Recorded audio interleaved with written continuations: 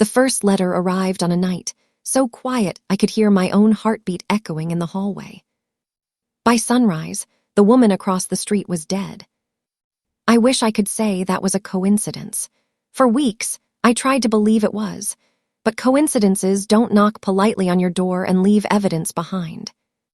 They don't come sealed in thick cream envelopes, damp from the cold, with your address written in a handwriting that looks almost familiar. And they don't smell faintly of smoke. My name is Daniel Harper, and until 3 months ago, my life was painfully ordinary. I lived in a narrow townhouse in a quiet suburb outside Brighton. My days followed a predictable rhythm: morning coffee on the porch, a 40-minute commute to the architecture firm where I worked, evenings spent cooking simple meals and watching late-night documentaries. Across the street lived Mrs. Ellison, a retired teacher with silver hair and a laugh that carried down the block. We weren't close, but we exchanged waves and occasional conversations about the weather. The neighborhood was the kind of place where nothing ever happened. That's why the letter felt so out of place. I found it on my doorstep when I returned from work. There was no stamp, no postmark, just the envelope resting neatly against the door like it had been placed there by hand. My name was written in looping black ink. Not printed, written. I picked it up, and a faint smell of ash drifted from the paper. Inside was a single sheet. No greeting, no signature. Just one sentence. The fire never really went out. My first reaction was confusion. I read it 3 times, waiting for the meaning to surface. It didn't. I told myself it was a prank, some bored teenager trying to be clever. I crumpled the paper and tossed it into the trash. That night, sirens shattered the silence at around 3 a.m. I stood at my bedroom window and watched red and blue lights flash across the street. Smoke curled into the sky from Mrs. Ellison's house. Firefighters moved with frantic precision, their voices muffled by the distance. By morning, the street was crowded with police tape and hushed whispers. Mrs. Ellison had died in her sleep. An electrical fire, they said. An accident. But as I stood there, staring at the charred remains of her living room window, a chill crept through me. The fire never really went out. The words echoed in my head, with a weight they hadn't carried before. I didn't sleep much the following nights. Every creak of the house sounded like footsteps. Every passing car made me flinch. I kept thinking about the letter, about the way the ink had bled slightly into the paper, like it had been written slowly, deliberately. I dug it out of the trash and smoothed it on the kitchen table. The handwriting tugged at something in my memory. It was elegant but uneven, with sharp angles that felt strangely intimate. I'd seen it before. I was sure of it. But I couldn't place it. A week passed without incident. The neighborhood returned to its sleepy routine. Flowers appeared on Mrs. Ellison's porch. Life moved on as it always does. I almost convinced myself the letter had nothing to do with the fire. Then the second envelope appeared. This time, I found it in the morning. It sat in the center of the doormat, perfectly aligned with the door. My stomach tightened the moment I saw it. The same cream paper, the same looping ink. My hands trembled as I opened it. Inside, "You left him there." The words hit me like a physical blow. For a second, I couldn't breathe. A memory flickered at the edge of my mind, flames licking at the walls of a childhood home, the air thick with smoke, a voice calling my name. I staggered back, the paper slipping from my fingers. "No," I whispered to the empty hallway. That's not real." I hadn't thought about that night in years. I'd buried it under layers of adult routine and rationalization. When I was 12, our house had caught fire. My younger brother, Michael, had been trapped upstairs. I'd run. I told myself there was nothing I could have done. The smoke had been too thick. I'd been just a kid.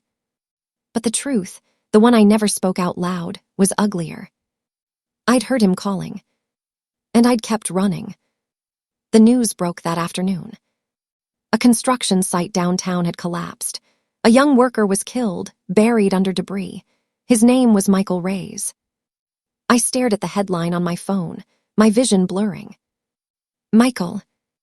The letter lay on the kitchen counter, its accusation burning into me. You left him there. It wasn't just a message, it was a verdict. The third letter arrived 2 days later. By then, fear had settled into my bones like a chronic ache. I barely left the house. I called in sick to work, ignoring my boss's increasingly concerned messages.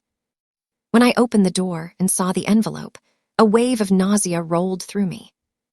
I didn't want to read it, but I knew I would. Inside, she trusted you. Anna. The name surfaced instantly.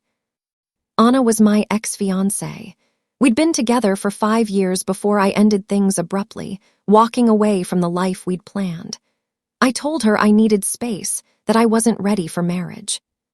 The truth was simpler and crueler. I'd been seeing someone else. I never gave Anna an explanation. I let her believe she wasn't enough. That evening, my phone buzzed with a notification from a mutual friend. Anna had been in a car accident. Critical condition. I dropped the phone. It clattered against the floor, the sound echoing in the silent house. This isn't possible, I said aloud, my voice thin. This isn't real. But the letters kept arriving, and with each one, another piece of my past rose from the shadows, each followed by a tragedy that mirrored the guilt I'd spent years avoiding. You knew and said nothing. A former colleague was arrested for fraud, his career destroyed. I'd suspected his actions and stayed quiet to protect myself. You watched her fall. An old classmate died after a hiking accident. I'd once laughed as she was bullied, doing nothing to help. The pattern was undeniable. The letters weren't random. They were a reckoning. I went to the police.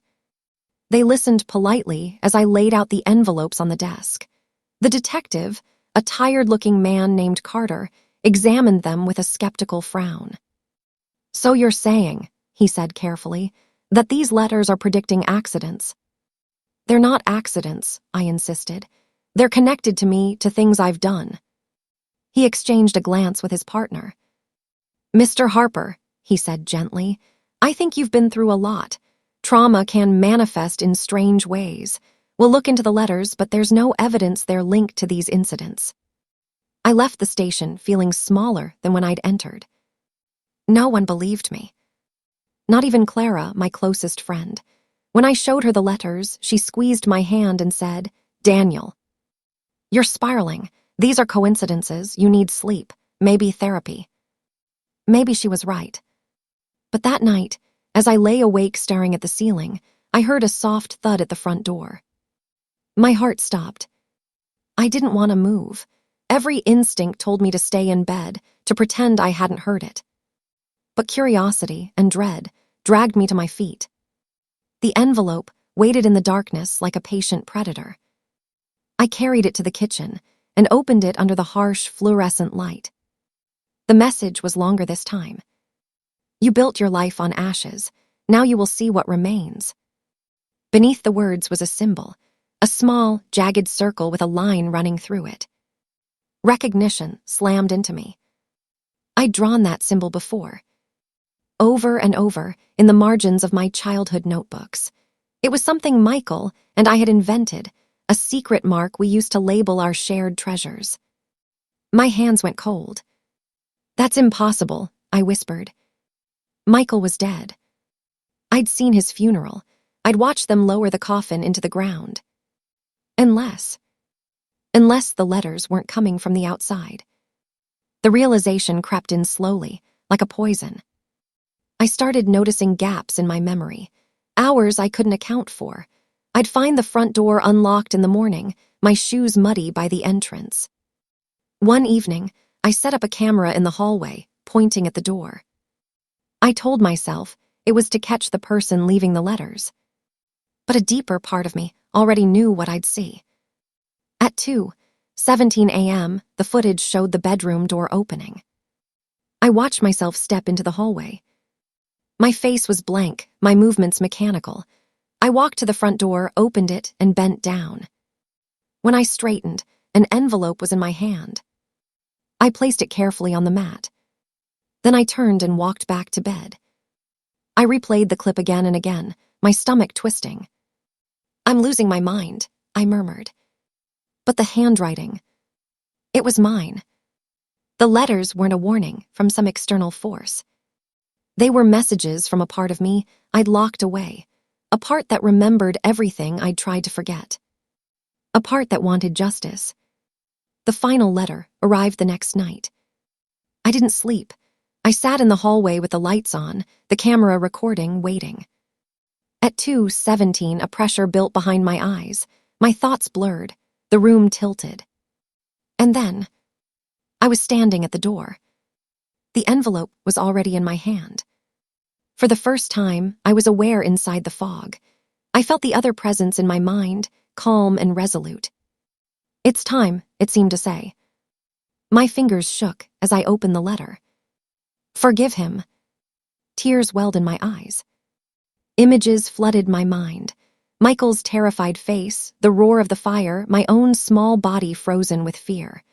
I saw it clearly now, not as a coward's escape, but as a child's impossible choice. "I was just a kid," I whispered. The pressure in my head eased. The air felt lighter. For the first time in weeks, the house was silent in a way that didn't feel threatening. It felt peaceful. I sank to the floor, clutching the letter to my chest, and sobbed for the brother I'd lost and the man I'd become trying to outrun that night. The tragedies didn't undo themselves. The world remained scarred and imperfect. But something inside me shifted. The letters had stripped me bare, forcing me to confront the ruins I'd built my life upon. And in the ashes, I found a fragile, unexpected mercy. In the morning, the doorstep was empty. No envelope, no smoke. Just sunlight spilling across the threshold, warm and steady. I stepped outside and breathed in the crisp air, carrying the final letter in my pocket like a quiet promise. Somewhere deep inside, the other presence had fallen silent. Not gone. Just at rest. And for the first time since the letters began, I wasn't afraid of the knock that might come next. Because I understood now. Whatever arrived on my doorstep would no longer be a curse. It would be a chance to face the truth, and finally to live with it.